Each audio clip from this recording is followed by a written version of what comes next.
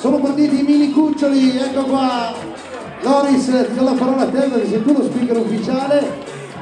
Ed è partita così questa edizione della gara dei tre colli di Spera con l'arrivo, la gara delle pulcine, le mini cucciole che compiono questo rettilineo di partenza e arrivo ricavato qui nel giro di Spera.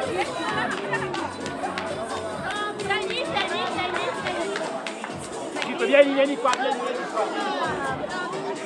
Ecco, 26. Bene, allora ci sono i mini cuccioli che stanno già arrivando.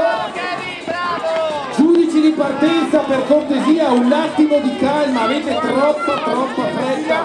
C'erano ancora delle pulcine che dovevano finire la gara.